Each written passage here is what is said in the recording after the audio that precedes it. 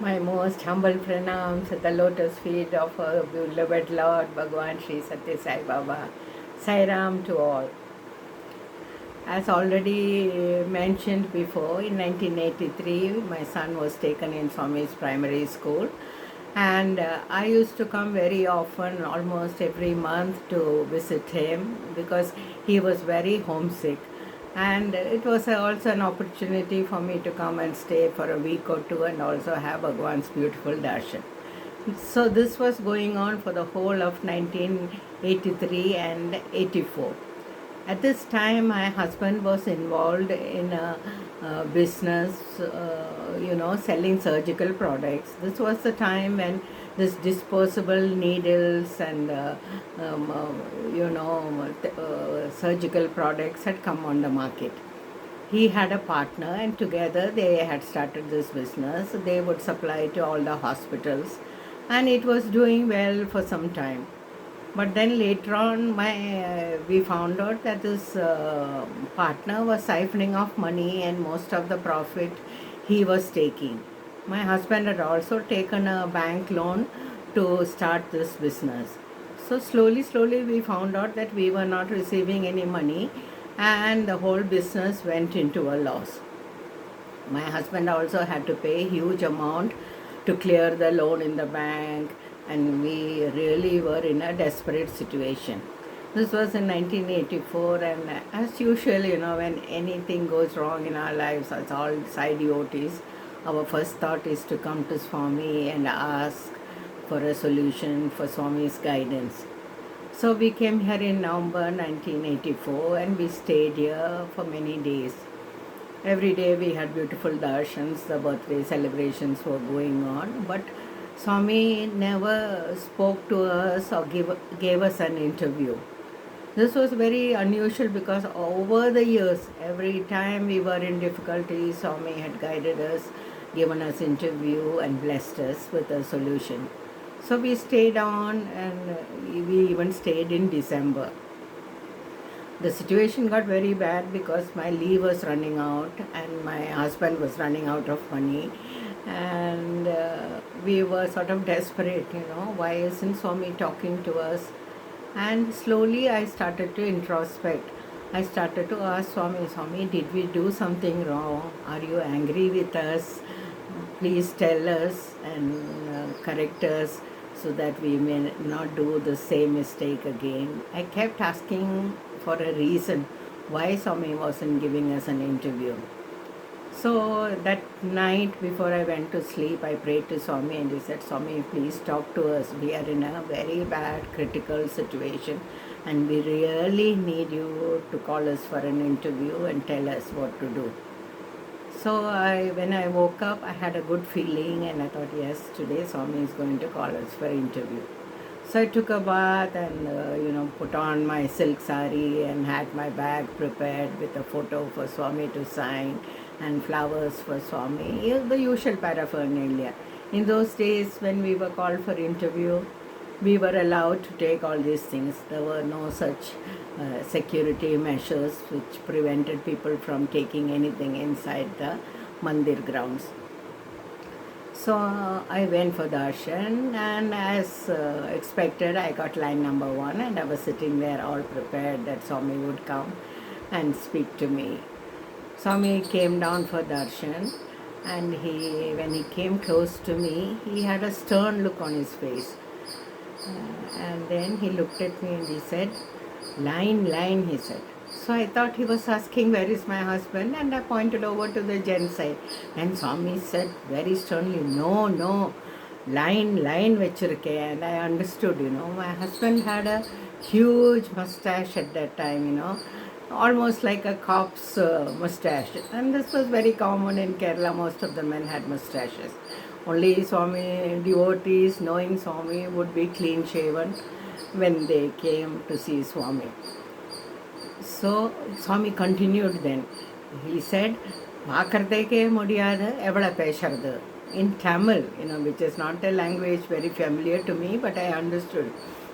He is saying, I cannot even look at him. He has got such a terrible face. How can Swami call you for interview? And then he turned and he said, "Thu," like, spitting.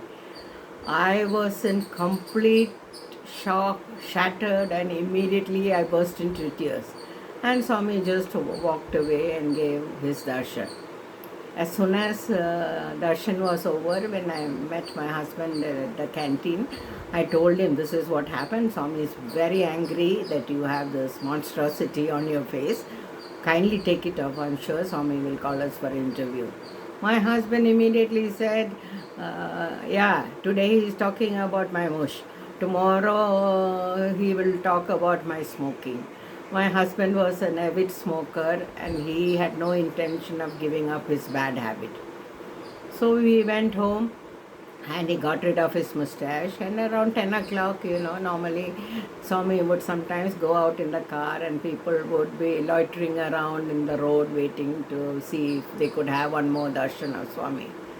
And as usual, Swami came by in his car and people line up on both sides of the street in Puttaparthi. So we were standing on one side of the road, and when Swami came near us, he saw my husband with his face cleanly shaven. You know how silly the face looks when you suddenly take off your mustache. Swami just looked at him and burst out laughing. He put his hand to his face and started to giggle. And this was the darshan. My husband then immediately in the afternoon he packed his bags and he went to Bangalore to stay with his uncle. He told me, you come whenever you want, after Swami talks to you, I will wait for you there. So he left.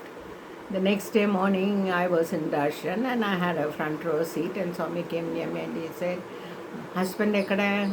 Where is your husband? I was very downcast and I told him, Swami, he left. He didn't wait. Then Swami said, Ayo Papam, oh you poor thing, what can Swami do? I wanted to call you both for an interview. Just excuses. As though Swami couldn't call me alone. He had already called me twice or thrice alone with other people in the interview room. So not like Swami can't give me an interview. He just didn't want to give. And he said, do namaskar, and I touched his feet. And then the next day, I also left. I went to Bangalore and we went back to Kerala. At this time, I was very depressed. It was like I almost stayed for 2 months.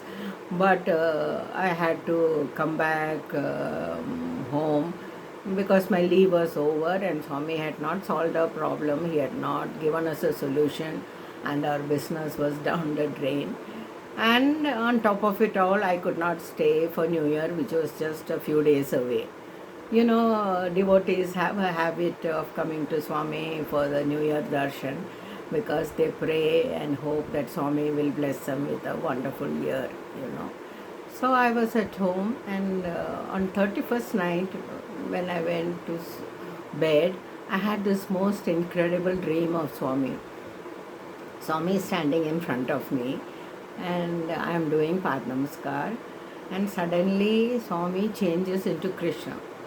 I am a Krishna Bhakta, and slowly this love for Krishna changed into my love for Swami. I understood it. They both were the same. And this was the most beautiful form of Krishna that I had ever seen. It has no comparison to any pictures that you see of Krishna. So beautiful with exquisite features and beautiful, marble like, skin. Very, very beautiful form of Krishna. And then suddenly it changed back into Swami. And then I remembered, I asked Swami, my transfer, can I please come to Puttaparthi? And then Swami looked and he said, transfer. And then you know what he did? He pulled out a visiting card from his robe, and he showed it to me. So I was looking over his shoulder, and on the card was written, you Raghupati, Chairman and Managing Director of Syndicate Bank. This was the chairman at that time. And then Swami looked at me and he said, all these people are in my pocket. The moment I do this, you will get your transfer. This dream was so vivid, that I woke up and I told my husband, I had a dream like this. And then my husband said, see, Swami had already told you it will take 19 years for us to go and settle down in Puttaparthi. So unless Swami gives us permission, how can you go? When you go in February for my son's birthday, that time it was also Shivratri time, you stay back and ask Swami whether you can apply for a transfer to come to Puttaparthi. So I agreed, and the next day morning I went to the bank, and it was very strange in the bank, because all the people knew that I was crazy, left my only child in a school far away, and I was running off every month to see this Sai Baba. Most of the people working in the bank were not devotees at that time. So as soon as I entered the bank, my colleagues all started to make fun of me and said, Jai Shri, your Sai Baba has blessed you. And I was quite annoyed. I said, come on, don't start early in the morning. So when it was 10 o'clock and the senior manager came into the office, he sent word for me and he said, come into my office. So when I went there, there was this telegram on his table saying, Jayashree Menon is hereby transferred to work in our Puttaparthi branch with immediate effect. Swami had just done this and the transfer had materialized. I had not applied, I had not sent in any sort of formal application for transfer, and the transfer had just manifested. Thank you for watching. Kindly share my videos. If you like it, please share with other Sai devotees. May Swami bless you all. Sai Ram.